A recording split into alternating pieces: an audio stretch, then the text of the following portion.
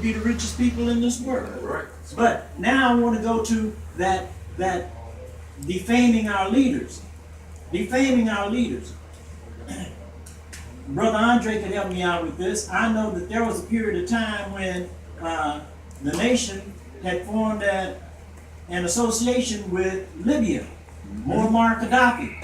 And Gaddafi came along and said, I tell you what, Minister Farrakhan, I'm going to make you a loan.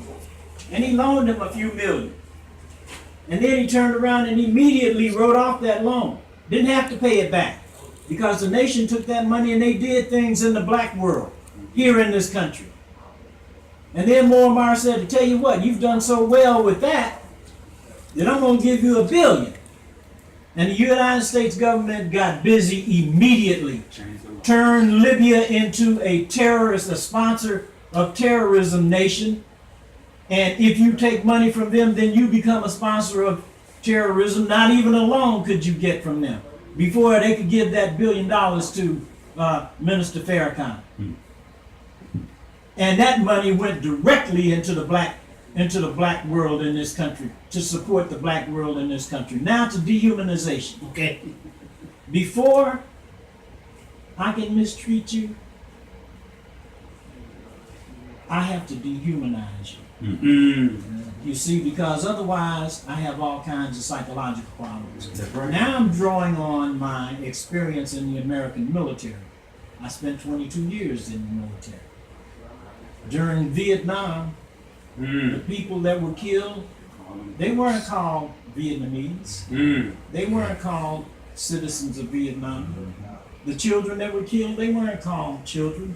They were called gooks, slopeheads, rice eaters, bug eaters, anything but a human being, you see, because when I take that human being's life, it bothers me in my mind. But if I can dehumanize that being, if I can make them lower than a dog, then I can get away with it in my mind. So before I can mistreat you, I have to first dehumanize you. Well, they dehumanized us back in 1776 when this country was founded, and really I guess it was a few years later when they passed that amendment that said we were only 3/5 of a human being. From that point on, we were had. Okay? So dehumanizing, yes, have to dehumanize you before I can misuse you. And with us not being in control of any media, and we don't pay attention to the media that we do have access to that belongs to us, we buy off on all of that garbage. Okay. All right. Thank you, Brother Jimmy Johnson. Now you and then Andre. Brother Rodney, you said we should all, as a people, embrace Black Lives Matter. How do we do that in the face of so many people who look like us, talking negatively, saying horrific things, and joining, and I'm going to use the phrase enemy, in this language that ties directly into the dehumanization process with all the stereotyping and stuff like that? Is it a matter of us continuing to educate those who are misguided, miseducated? Brother Rodney. I would say that the children are the future, Brother Wallace. All right. And what I mean by that is we need to not necessarily go after those who are set in their ways. Those who have determined that the route that they will take is the route that we have been on that has proven itself not to be a route that is beneficial for us. We should appeal to the young people. We shouldn't get in front of the young people. Come on, man. We should get behind the young people. Mm-hmm. And we should counsel our young people and help them to develop those qualities that are inherent in each and every one of them. Education is the most important item that we could focus on as a people right now, because education is what gives us the springboard to determine what it is that we should be interested in and what goals we should have and how to go about realizing those goals, serving our interests to improve the quality of life for each and every one of us. I'm not necessarily interested in working with somebody that's not interested in working with us for the betterment of the whole. That's your choice. you know, and if that's what you choose for yourself, then that's all right. But as far as being critical of one another, as far as us taking sides or taking positions to nullify the movement that is under the mantra Black Lives Matter, I don't think that that's good. You know, I don't criticize those who founded that organization. You know, I think that it's a good idea that was projected and presented to us as a people to come under.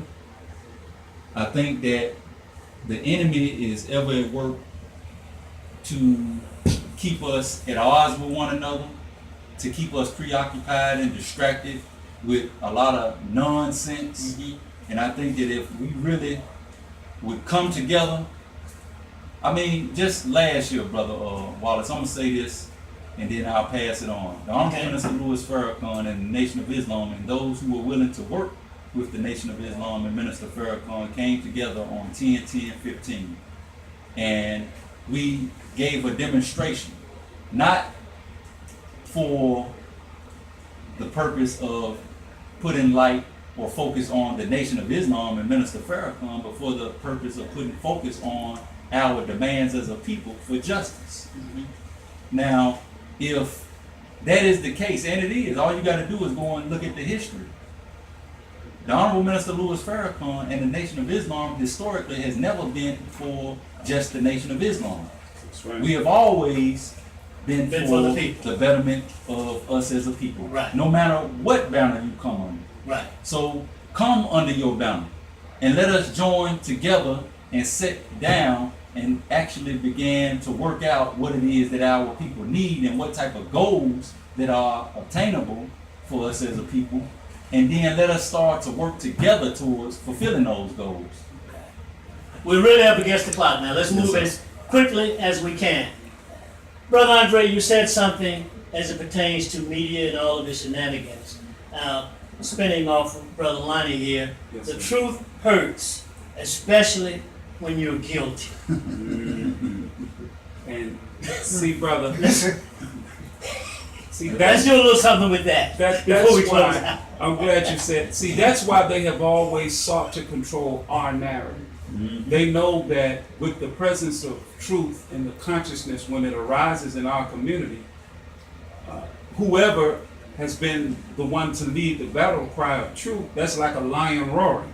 And we are all naturally lions, so the rest of us start to roar. In other words, the rest of us or many others start to speak truth to power. Now, my brother said something very interesting with regard to our departed brother Muammar Gaddafi. And many black folk will say, ooh, they talking about Gaddafi. That's because you see him through the lens of your enemy. And you have allowed those, you have allowed, like my brother said, you have taken the wolf's story.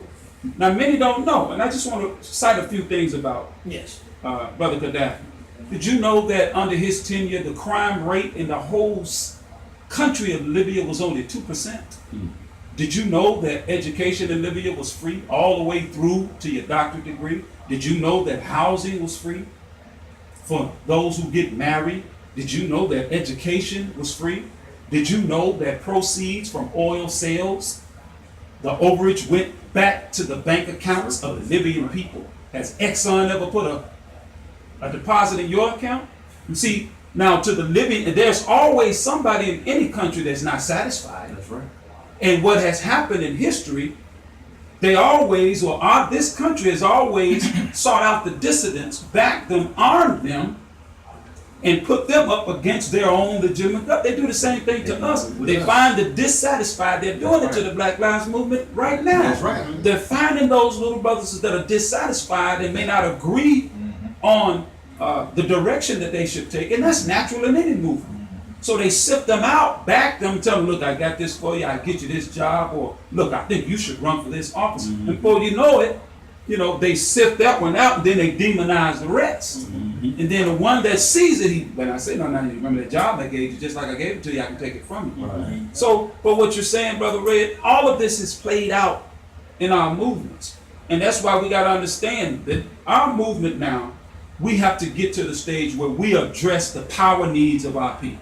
Any movement that does not address, whether it's religion, I don't care what it is, If your religious philosophy, political, okay, what, if it does not address the power needs of our people that we control, then it's not good for us. So non-economic liberalism needs to be abandoned. Yes.